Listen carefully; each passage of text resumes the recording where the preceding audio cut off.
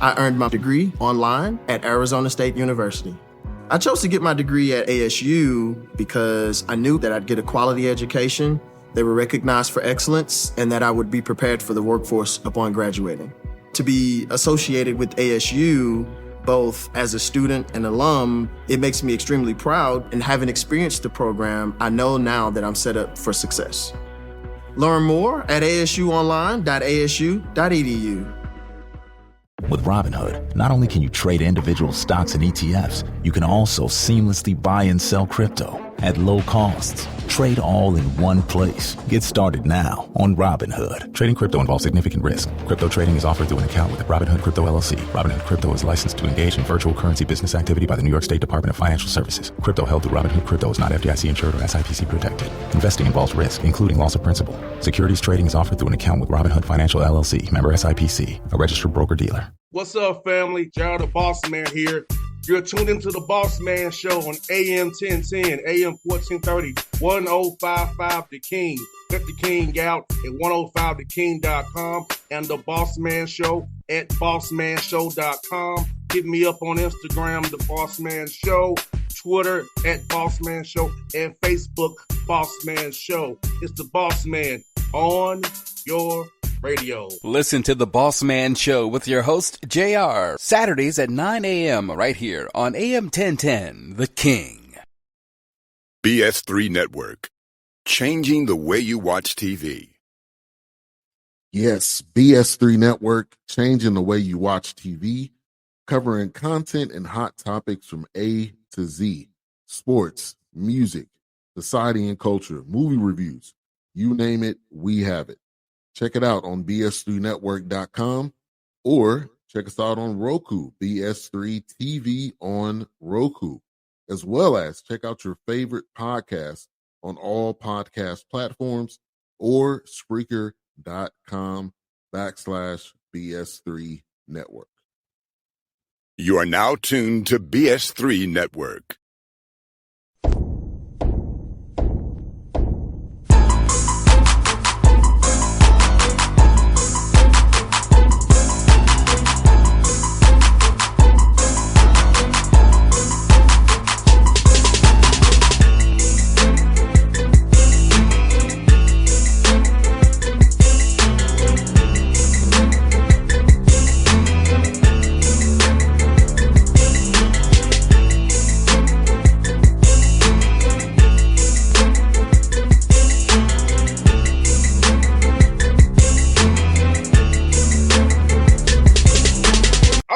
Back on the Bossman Show, for the show, Coach Braxton Harris will be on the Bossman Show. Campbell, the fighting Campbell out of the CAA. Braxton, good to see you again. How you doing, brother? Hey, man, I'm doing good. Appreciate you having me back on, man. Always enjoy spending some time with you. Yes, indeed. Well, I got to ask you, man, how excited are you? Fall camp's right around the corner. Year 2, 4 years the head man here. How jacked are you and the staff, man? Yeah, absolutely. Year twos are a lot more fun than year ones. Got a little bit more established in that place, and I'm excited about 43 days until we get to play Rhode Island and open up conference play. And so we've been on the clock, and so fall camp is just kind of the next step in our process. No doubt. And I want to ask you about your summertime here, making sure guys are mentally, physically ready to go. Really talk to them about really eating right, that prehab and rehab so they can really hit the ground running in fall camp and be healthy about this 12-game stretch you have coming up here, starting with Rhode Island. Yeah, absolutely. I mean, that's take care of your body. And the rules that we have now in the NCAA allows us to be able to get 2 hours of football with them, even during the summer. And so what that allows, it allows that, old school ways, you went and did strength and conditioning, you were at the strength staff, you're away from the football. Man, that's not it anymore. You're doing football all year long, and you're doing football in the summer. And like I said, it gets around the position coaches, and position coaches are able to kind of teach those guys and develop those guys on what it takes to be a Division I college football player. And like you said, great point is, man, a lot of that is prehab, not rehab, and got to be able to take care of your body, and that's why. So it gives us a chance to kind of dip our toe into it a little bit without football season breathing down our necks, so we can have those conversations. And what I think these young men understand, Braxton, the way me and you do, how important sleep is to their recovery process, how much you hydrate, how Right. much what you put in your body that fuels it. Because I know when we was younger, we didn't know about that, but now with sports science, we have the data that says, hey, if we sleep well, we eat well, we hydrate well, it'll fuel us and keep us from getting the bad injuries that would happen as we play this game of football fast and fly around that football field. Yeah, absolutely. You know, we do every single day. Our kids come into our facility. They do a survey that answers exactly those questions. How many hours of sleep did they get? What's their hydration level? What's their stress level? What's their stress level academically, athletically, and socially? Because all those things factor into being the best version of yourself that you can be. So probably one of the things that we've tried to be on the front end in college football is like we want to be able to provide an avenue and a resource for those guys to reach out when they're struggling in those areas, right? We're the world's worst, right? Men are the world's worst to ask for help, right? And so what we want to try to do is within our program, our 18 to 24-year-olds, maybe some older, right? And how this world goes nowadays, provide them an avenue that they could reach out and get the resources that they need. And that's why, but that's something we make our guys answer those questions daily. And then as a staff, we get that information. We're able to come back to those kids. Hey, man, why you get 5 hours of sleep in the summer? You ain't got nothing else to do. You need to be getting 8 hours of sleep every day in the summer.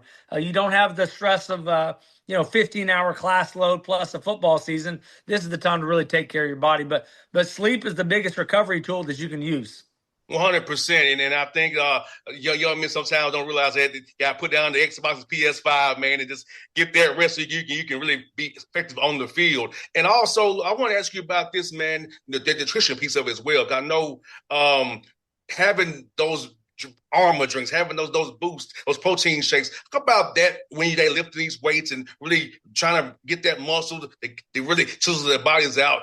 How much those energy drinks, those protein drinks, and that stuff really helps them as well. Make the workout in the weight room come into their bodies, be on the football field to be able to play fast and be strong when in there, wherever their assignment is, blocking or attacking, whatever they're doing.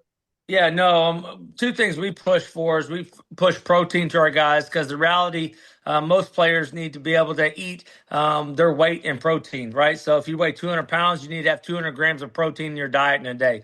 Most people don't have that piece. And so we try to be able to push extra protein to them. And then the hydration piece is key. Some guys are just natural sweaters, right? They're going to go outside. It's hot. It's humid. They're going to sweat more. And so instead of kind of old school thought is you drink after practice, right? We're trying to get our guys to drink the night before. We're trying to give them some extra electrolytes that their body needs before practice, so that you don't get that dip, like you said. We want to curve that spike of heat injuries and soft tissue injuries during camp. 100%. I want to ask you this, Braxton, man, for you. What have you seen growth and development wise from year 1 to year 2? In your opinion, has been the biggest things that you've seen the growth and development in your program since you've been head coach down here at Campbell? Yeah, the biggest thing in year 1, man, you spend so much time just setting the standard for your players, setting the standard for your coaches, and holding that standard over and over and over.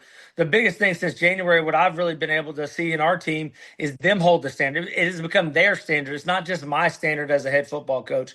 It's got to start somewhere, and it starts with me, right? But then at some point, for us to be a good football team, it's got to be our standard. It can't be Coach Harris's standard. It's got to be our standard. And so when you see players doing those things and coaches understand those things, it allows us to be able to flow more freely as an organization where everything doesn't have to run through 1 or 2 people. Everybody knows. Everybody clearly understands what the expectation is.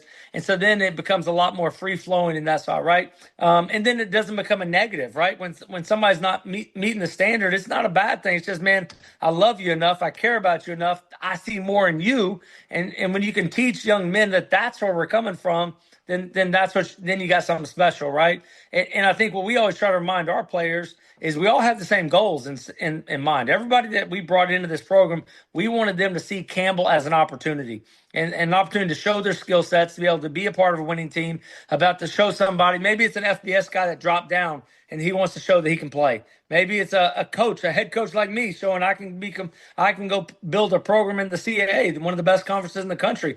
We're all the same, players, coaches, staff alike, that we're all here to be able to show we can do, and we see this as an opportunity.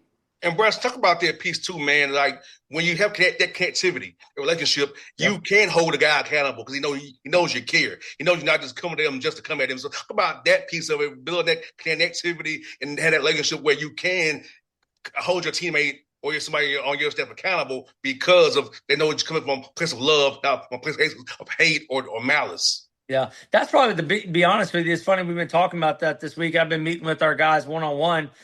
Biggest change in year 1 to year 2 that they've seen in me, because now they have more of a relationship with me as the head coach because I've been here longer. They start to see things differently, right? Year 1, everybody thinks coming, man, this guy's he's just being a jerk and he wants to do it this way. Well, no, there's a reason that goes behind it. And the reason is I want them to be their best. I want them to achieve their goals. I want them to achieve their dreams. And to be able to do it, it's got to look a certain way in that spot. Sometimes, man, that just takes time, right? Just plain and simple. It takes time, right? And we don't like to say that because we're in a business that time is not our friend, right? But it takes time. But the other piece that we try to do is we try to be very intentional in those things. So we have Manhood Mondays all throughout every Monday in the summer. That they're broken into different groups. It's mixed all up. O-line maybe with a corner and corner. I mean, maybe all different groups. It's guys that are not usually together. And we try to put them in a group and they get to be able to share experiences they have. We talk about different characteristics and character building techniques. And then we ask them, like last week, we talked about where they had to share their heroes, their hardships, and their highlights of their life, and being able to open up and be able to connect and learn. Hey, man, what is your hardship? You may never know what that guy's hardship, right? We always judge people on the outside. We don't know what everybody's going through. At the end of the day, we don't know what that guy is going through, why he got here, how he got here. And so I think it's really important for our staff, our players, and our players to understand our staff, and our staff to understand our players. And we got to be intentional in that connection piece. 100%. You're so spot on with that, man. And also, I want to talk about this, too. It's very important. Fans don't realize how important those GAs and managers are. Talk about the role they play for you guys, with helping the guys on the field with different drills and helping you all around the office. So, talk about how important those GAs and those managers are, man. Yeah, absolutely. You know, we're fortunate here at Campbell. We've got a good group of guys, whether it's GAs and part-time guys that are kind of in the building, finding their foot. And, man, they make things run, right? They make coaches, the offensive coordinator, the defensive coordinator, myself, the special teams coordinator, they allow us to really see a bigger picture of the program because they don't have to be in the nitty-gritty of everything, every single decision. That doesn't mean anybody's too good to do anything. In our program, we talk about nobody's above the broom, including me. So if something needs to get vacuumed, then I got to lead the way and show that piece, right? But if I'm doing that, then there's something else on a higher level that I'm not able to do, right? And so those guys allow us to be able to be really good at their jobs. And, man, they're huge. Talk about those guys that have come in here and done those things. We've hired those guys full time because we trust them and they've shown their work ethic. And that's one of the things I think in college football right now, not to get on a soapbox for me, right? But everybody wants it given to them yesterday. Right. Man, you and I have talked many times across my career. You know me when I was a D3 coach in the middle of nowhere, Texas. Right. And just scraping and clawing and fighting for everything we got. And now I'm fortunate enough to be a Division I coach in the CAA. And so we never forget who you came from and you never came where you came from. And nobody's too good to do anything. But I think young people nowadays that want to get into college athletics need to understand is that, man, you got to get in and build your resume. And you build your resume by the job that you do, where you're at. At the end of the day, I tell all our staff, and this is me included, my job is to make my boss look good because they hired me. And if I can make her look good as the athletic director, if I can make Dr. Downs, our president, look good, then, man, I've done my job. And that filters downhill to everybody in that spot. And so what we tell them, and this is me, I was taught this. I was fortunate to be taught this. Man, can they do the job without you? And if they can, then you're not bringing any value to the program, right? If they go, dang, Braxton's not here today, then that's a problem. That's where you want it to be in that spot. But those guys, and I tell you that, Campbell, we're a place that we want to invest in coaches. And so if there's young guys out there that want an opportunity to be GAs and get their foot in the door at Division I school and they're not afraid of work, man, Campbell's a great place to come to and learn. 100%. You know, my dad always tell me, Braxton, be where you are. Make where you are better. When you leave, make sure you left it better than you found it. So that's I live that principle that my dad instilled in me from a kid on. We talk about make the grass green. Don't always look on the other side of the fence. Wherever you're at, make that grass green. That's our job. It's not always, the grass ain't always greener. We're going to make grass green where we're at. 100%, man. I want to ask you about the CAA, man. Since it's a tough league, man, top to bottom, so much competition up and down your league. Think about how cool is it to compete in a league that's where every week there's no off, it's no. I earned my degree online at Arizona State University. I chose to get my degree at ASU because I knew that I'd get a quality education they were recognized for excellence, and that I would be prepared for the workforce upon graduating. To be associated with ASU, both as a student and alum, it makes me extremely proud, and having experienced the program, I know now that I'm set up for success. Learn more at asuonline.asu.edu. Quasi-bow weeks. You got to bring it every week, every Saturday, and strap it up, man.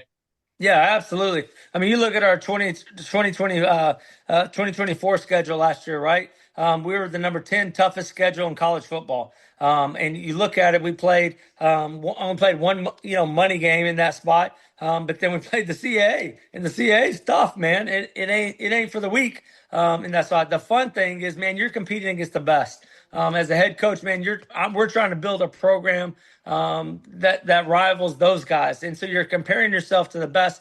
Man, that's fun. It's a blast to be able to go compete every day. Man, you get to go compete in some great venues, right? Some great environments. Man, we get to go to places where you're playing that state's flagship program. I mean, how cool is that, right? In college football, to be able to go places that is the biggest university in that state, and everything's pointed to that. Man, that's fun. That's a great environment to be. It's great competition. The coaches are phenomenal in this league. And like you said, there ain't no off weeks. We only get one of those, and there ain't none that we playing on Saturday. I can promise you, that's for dang sure. No doubt, man. You got a heck of a non-con schedule, man. I see East Carolina on there, NC State on there. You got Furman as well, right up the road there down in South Carolina, man. Talk about, that cool tennis your team tests up against great competition like Furman, East Carolina, this FBS, and NC State in Raleigh right there. Yeah, you look at our two non-conference FCS, it's Furman, who has a rich tradition in the SoCon, and then Western Carolina, who last year was, I think, second in that league in the SoCon, and an in-state rival for us, right? Those are great games. We need to play those games every year, right? The great competition. And then you get to go play at ECU right up the road, NC State right up the road. Man, we recruit a lot of North Carolina kids. And so to be able to play those programs, I mean, here's just the facts. Some of those guys were overlooked by those people, and they got a chip on their shoulder, and they want to go prove that they can play at that level and play against those guys. And so those games are fun. Our guys love playing in them because we get to go measure ourselves and go compete. Anytime we go compete, man, we want to compete. It doesn't matter who's across the field. We want to make sure we compete at our level. And so those are fun games for our fans to be able to go to those places, great environments for our kids to be able to go play. But the reality is it's a game. Right? And it's a 60-minute game, and we worked our tail off all week for those 60-minute game, and we want to make sure we go compete for those 60 minutes. And you know what, Braxton, I ask you is, in this new environment of college football, how important is it still to recruit freshmen who you can have in your program to develop in that pipeline and really get their bodies ready, get their minds ready, teach them the game of football? I just think that's still the basis of your depth, is to make sure you can get freshmen on campus who you can get in your program and get assimilated to the culture that you have. 100%. I mean, you got to build it with the freshman class that you bring in. We got 9 kids committed to us in our high school class right now coming up. And those guys are committed before their season starts, and they'll sign in December. Majority of them will be enrolled early in January. So the portal's going to hit, right? Guys are going to hop in the portal. That's the nature of college football right now. And so we're able to refill those spots in January with some high school kids, like you said, that we can develop. We still think at Campbell that we can develop football players. We're not just interested in going acquiring talent. We want to develop football players, and how you develop it is through a guy, a high school guy that understands the opportunity, that has his best football ahead of him. We don't want to see a finished product out of a high school film. We want to see a guy that you turn on his film and go, man, he's got a lot better in front of him. Here's how we can develop him. And when they step foot on our campus, we don't talk about what Campbell is and all those things. We talk about what we can do for that young man, how we can develop him, how we have a plan to make him better in that spot. No doubt. That's what I got for you, Braxton. Listen, man, I saw this on social media, your summer camps, your prospect camps. So talk about, first of all, how fun it is to have the kids on campus for summer camp. Then when you get those prospects on camp, so put those young men that can be a part of your program if they pop the right way. Yeah, we had, between our prospect camps and our team camps, we had over 1,000 potential student athletes on our campus this summer. Man, that's huge. That's huge for not only Campbell football, that's huge for Campbell University as a whole. to be able to get those guys on. It exposes them. How cool is it that maybe a freshman in high school gets to come to a Division I school and they get to practice here and be here and see the facilities. And man, what I hope it sparks for some of those kids, man, I want to be here. I want to play at this place. I want the opportunity. And so that's the great thing. We get to be around the high school coaches and continue to build relationships with those guys because those guys are the lifeblood for us. But then, like you said, man, we get over 1,000 student athletes on our campus. Man, there's some dudes now, and we threw out some offers this summer at some of those guys because they showed up and they showed out. And man, that's what we want our class to be: is guys that come in and compete, and they're not afraid to compete in summer camps. No, that were Braxton. Hope to talk to you during the season, man. When you're winning some big games, man, we can chat and celebrate that as you go. We're ready to go 1-0 next week, but we'll celebrate that great win that you have. So hopefully we'll this season, man. I'm always cheering for you. I love our chats, man. I hope you wish you all the best, brother. Likewise, man. I appreciate you having me on. Man, we're killing it in Georgia. We got over 9 kids out of the state of Georgia since we've been here, and so man, we're gonna keep pounding the pavement in Georgia, man. It's been good to us. Yes, indeed. We love that. We love it here, Coach. We love it, man. I'll see you soon, brother. Thank you so much as always. Appreciate you, man. All right. BS3 Network, changing the way you watch TV. Yes, BS3 Network, changing the way you watch TV, covering content and hot topics from A to Z, sports, music, society and culture, movie reviews, you name it, we have it. Check it out on bs3network.com or check us out on Roku, BS3 TV on Roku, as well as check out your favorite podcast on all podcast platforms or Spreaker.com/BS3 Network. You are now tuned to BS3 Network. What's up, family? Gerald the Bossman here. You're tuned into the Bossman Show on AM 1010, AM 1430, 1055 The King. Let the King out at 105theking.com and the Bossman Show at bossmanshow.com. Hit me up on Instagram, The Bossman Show, Twitter at Bossman Show, and Facebook, Bossman Show. It's the Bossman on your radio. Listen to The Bossman Show with your host, JR, Saturdays at 9 a.m. right here on AM 1010, The King.